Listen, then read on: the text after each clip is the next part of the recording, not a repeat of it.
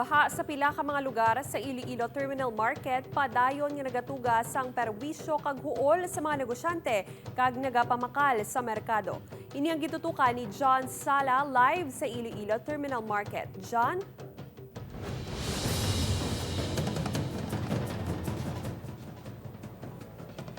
Luyag sa mga vendor diri sa Iloilo Terminal Market nga gilayon na nga masolusyonan ang madugay na nila nga problema sa pagbaha diri sa merkado.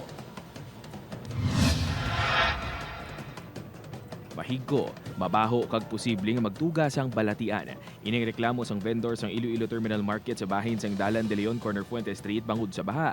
Sina na Gloria natuon kinang pwesto sa ginpahamtang nga lalatayan sang mga nagagwa sulod sa temporary stalls. Gani magluwas sa peligro nga dala sang hindi maayo nga baho kag mahigko nga tubig. Pero wisyo man kunong dala sini sa iya palangitan-an.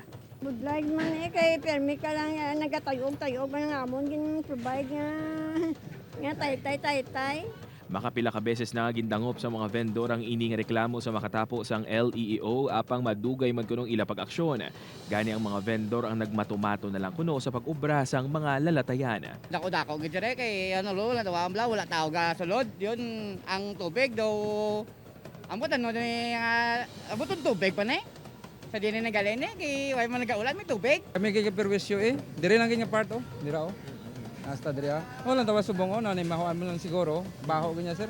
Kang nanlikawan naman ni problemahan ang lamok. Grabe madinggib lang mo ng delikado. Sa pahayag naman sang City Engineer's Office, nagmando na kuno si Iloilo City Mayor Jerry Treñas nga pangitaan na sang solusyon ang problema sa mga vendors gani magapahamtang sa mga paleta nga magaserbing alagyan. Ipabricate nga daw palita tapos butangan na siya namon ma'am sang simento sa babaw para nga kung mag-agi ba ng tao hindi sila mabulasot pala kaya simentado sa babaw.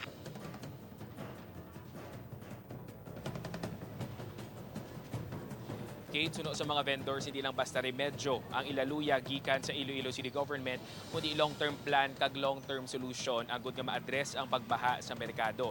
Paniwagan naman sa Iloilo City Government sa mga vendors nga kuntani mangin responsable sila sa ilang basura. Bangod kung tagsa magpatigayon sang declogging ang City Engineer's Office, masami nga plastic nga basura ang kausa sang pagbara sang drainage.